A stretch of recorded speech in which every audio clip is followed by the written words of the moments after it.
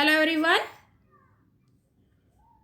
समय बहुत कम है, काम बहुत ज़्यादा करना है। अपने समय का सदुपयोग कीजिए।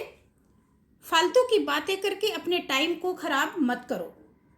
आप जहाँ भी बैठे हो, जिस मिशन को आपने शुरू किया है, यहाँ वही बैठते हैं जिनके लक्ष्य बड़े होते हैं।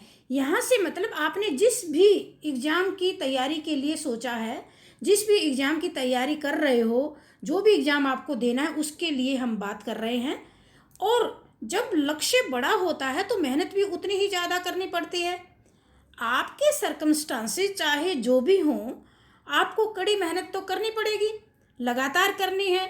भूख प्यास और आराम को त्याग कर जितनी ज़्यादा मेहनत करोगे, हार्ड वर्क करोगे, अगर अपने लक्ष्य पर अडिग रहोगे तो फिर आपका टारगेट कितना भी बड़ा क्यों ना हो, आपकी सफलता में कोई भी बाधा नहीं आ सकती है।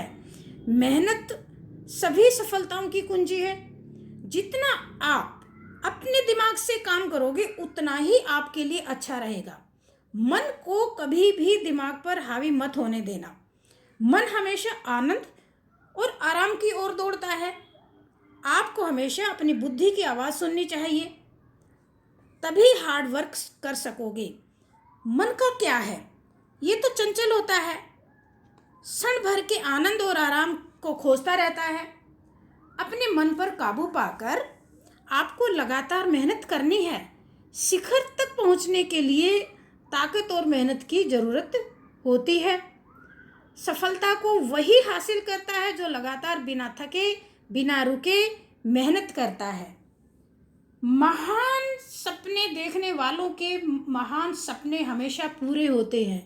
जिन लोगों ने भी बड़े बड़े टारगेट सेट किए हैं, बड़े बड़े लक्ष्य सेट किए हैं, उनके जो गोल हैं उनको पूरा करने के लिए उन्होंने बड़े पहले सपने देखे हैं, मेहनत की है और उनको पूरा किया है। श्रेष्ठता अचानक नहीं आती है। जब भी किसी के पास बहुत बड़ी कोई चीज़ आती है, कोई गेन करता है, कोई पद मिलता है, डेजिग्नेशन मिलती है, कोई सफलता मिलती है, ये निरंतर चलने वाला प्रोसेस है। ये एकदम नहीं आता है, एक्सीडेंटल नहीं होता है। उत्कृष्टता एक निरंतर प्रक्रिया है, ये भाग्य का मोड़ नहीं है।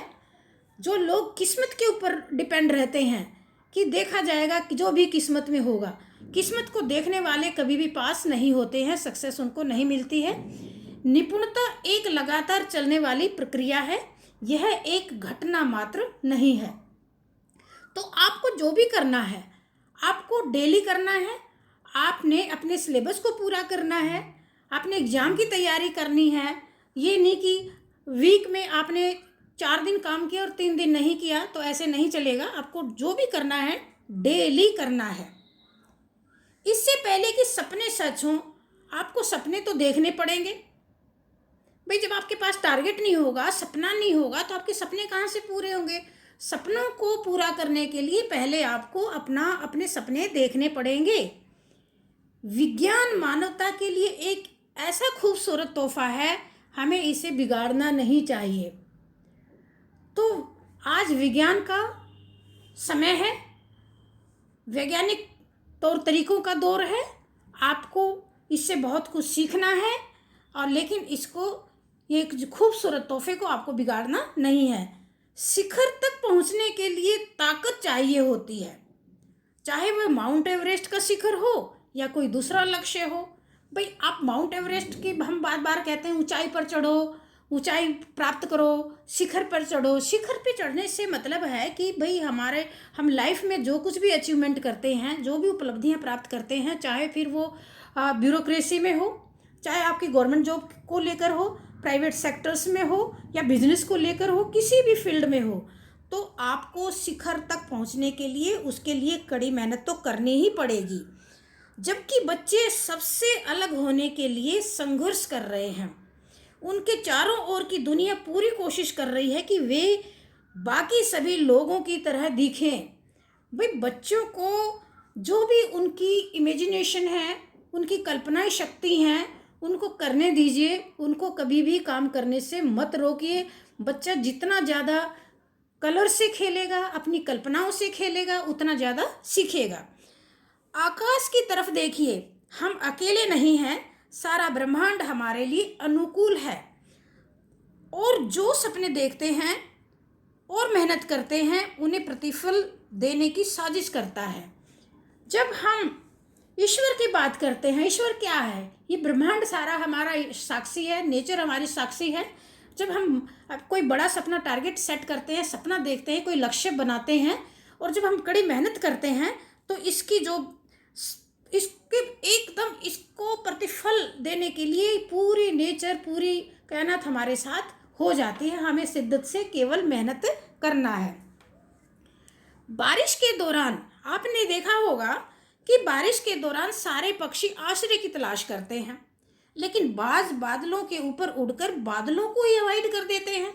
समस्याएं तो सबकी कॉमन हैं, लेकिन आपका एटीट्यूड इनमें डिफ्रेंशिएट पैदा करता है, भेद पैदा करता है।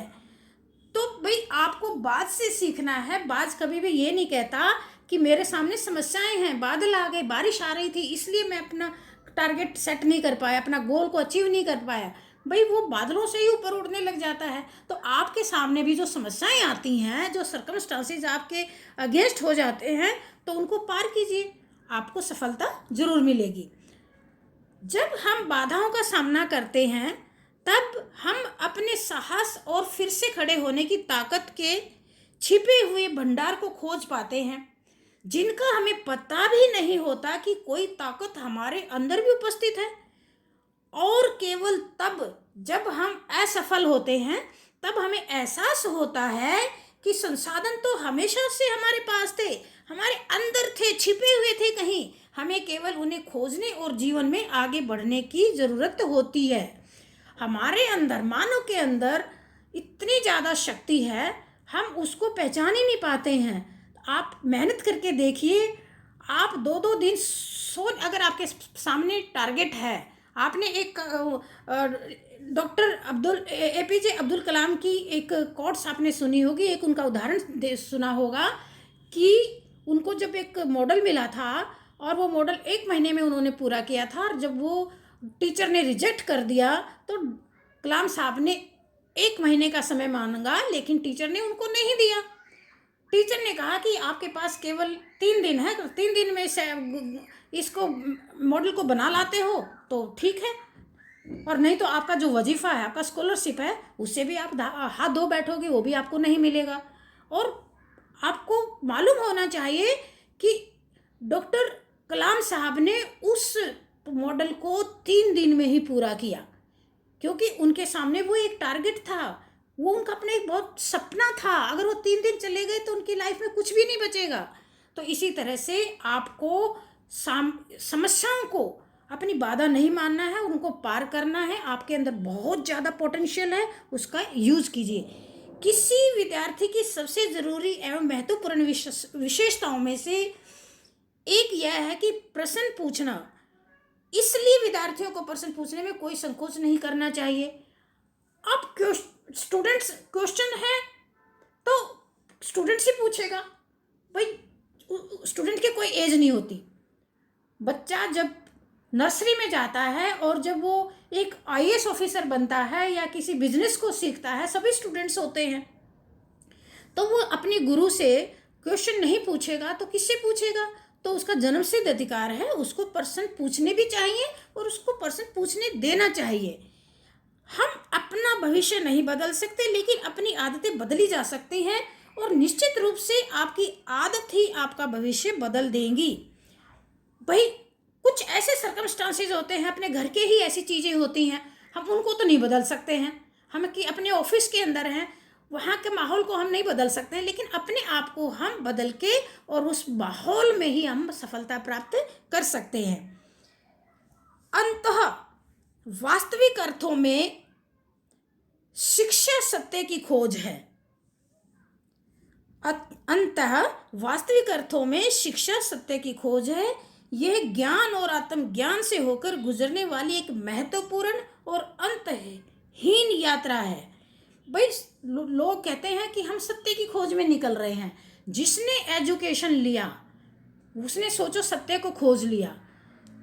एजुकेशन एक बहुत बड़ा स्टूडेंट्स के हाथ में हथियार होता है, और वो भविष्य को सुधारने वाला एक सत्य होता है, ज्ञान होता है, आत्मज्ञान होता है।